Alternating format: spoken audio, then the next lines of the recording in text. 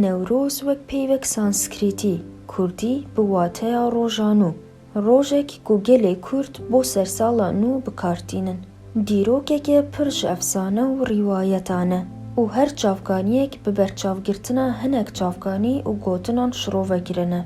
Lê li rastiyê de Newroz eyd an ceşneke netewî ya gelê Zagrosê an ku warê kevnarê bab û galên Kurdan ji pêşdadiyan ve ye û yekem peyva Newroz bi pêka kevnartirîn çavkaniyên Romî, Yûnanî, Hindî û nivîsên herî kevnar li ser dema Cemşîdşahê pêşdadî de bûye û heta dîroka vê yekem şaristaniyeta mirovî ji hovitî bû şaristaniyetê hêj bi serrastî nehatiye zanîn. Li vê derheqê de çendîn bas û şirove hene ku yek bi yek bi Kurdî bas dikin. Pêka hinek rîwayetan ku dîroka vê 3000 sal berê an gelek kevintir di vê rojê de Cemşîdşahê pêşdadî piştî ku ji qesra xwe ya li başûrê Gola Urmiyê ku îro bi navê Girê Hesenlûtê naskirin derket û tava rojê bi tanca zêrînê serê wî ket, ronahiyek da derdora xwe û çiriskîna vê kete nav çavên hemû kesên derdora wî.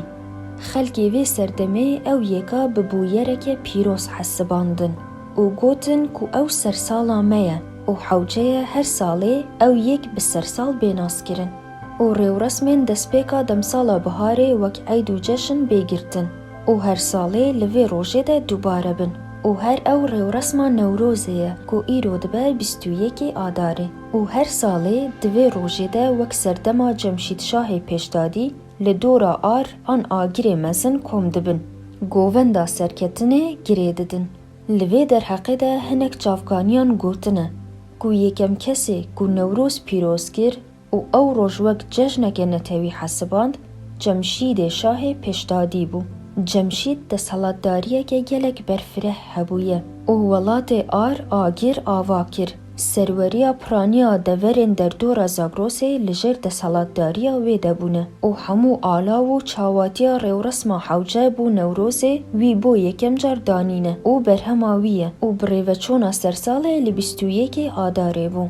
Hinek çavkaniyan jê gotine ku Cemşîdê kurê Tehmûres berî şahên Mad û Mêdya berê dîroka ku îro bi Îran hatiye nasandin dema li ser kursiyê şahetiyê rûnişt yekem roja destpêkirina demsala biharê bû û wî ew Newroz bi nav kir û wek ceşn ragihand. Wî heyameke zêde şahetî kir heta dema ku hir bû û xwe bi xwedayê cîhanê bi nav kir û ejdîhak, ezdehak ku Ereb wî bi Zehak nas dikin bi alîkariya xelkê şahetî ji wî stand û li tenişta deryaya Çînê de bi mişarê kirin du qet û ew kuştin. Hinek çavkaniyên herî kevnarên Îslamê jî bi riwayetên cuda bas ji Newrozê kirine.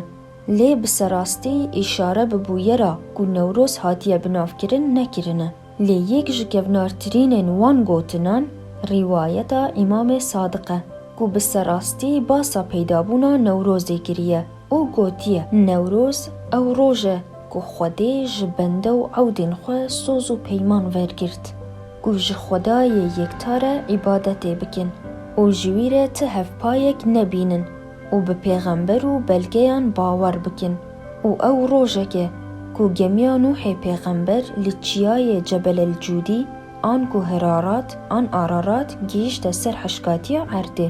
Li warê ola Îslamê de jî tevê ku Newroz bi paşmayek ji doreya herî kevnara mirovan dizanin lê wek eyd û ceşn bi nav nakin. Lê wek hêmayeke xelkê kevnarê Zagros û derdora wî nas dikin. Şahên pêşdadî afirînerên hêmanên yekemên şaristaniyetê li ser rûyê Erdê bûne û pêka belgeyên herî kevnar çendîn şah hebûne û wiha nivîsandine ku şahên vê malbatê yekem Hoşeng, Tehmûres, Cemşîd, Ferîdûn, Menûçehrin. Lê pêka Xudaname ku yek ji çavkaniyên Şahnameya Firdewsî li nivîsandin û çêkirina şahnameyê de bû, li wir şahên vê malbatê yekem Kiyomers, Hoşeng, Tehmûres, Cemşîd, Ejdîhak an Zehak, Ferîdûn, Menûçer, Nozer, Efrasyab û Gerşasp nivîsandine.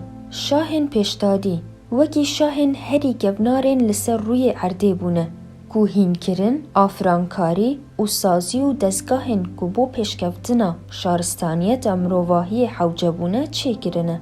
لی بسدما ویه که کو دوی سردمه ده روش مروان لدسپیکا شارستانیت دبو، شاهن دسپیکین و مالباته هم لسر مروان و هم جی لسر حیوانان ده سلط داری دکرن. کو واته حیوان آن آجالان خودی کرنا آجالن کووی بو مفاهورگرتنا مروان بویه. لیکولینین لبویرین سردما پیشدادیان نشان داده کو دجمنین وانین سرکه هنک مروف آن جیندارن کو بهویتی دجیان بونه و بتنه هنک تایبتمندین مرووی بونه کو جوان را دگوتن جن آن دوین کو آرامی و دارایی وان آمادی خراب دکرن و تمن وان دریج بو. شاهن پیشدادی آفرانکار یکم هیمان شارستانیت پشتی دورانا سهول بندانه بونه. او شاه دسپیکین آفرینر لسر روی عرده بون. کیومرس کو مروو یکم و پادشاه یکم لسر روی عرده بو و 30 سال پادشاهی کر. بو یکم جار چک چکر جلوبرگ لخوا کر. خط آن رینویس نویسی سال به پیکا حیوان دابش کر و سیستما یکم شاهدیه لسر روی عرده آوا کر. هوشنگ کو یک شاهن پیشدادیانه جارا یکم آگر بکار آنی و تهمورس کو جیر زیناون جیته گوتن کو نها ناوی دورک لباشور کردستانه لناوبرا هولیر و دهوکه ده. آجالین کووی کدی کرن، تنبور چیکر، خواندن و نویساندن آوا کر. گشه بچیکرن آخانی و آواهیان دا.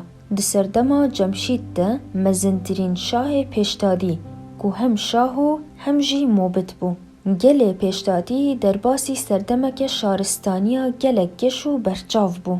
او همو هیمان شارستانیا دا باجاری دسردماوی ده هاتن آفراندن. مروو وی سردمه مجول درخستنا متالین جکان و کانگهان بون.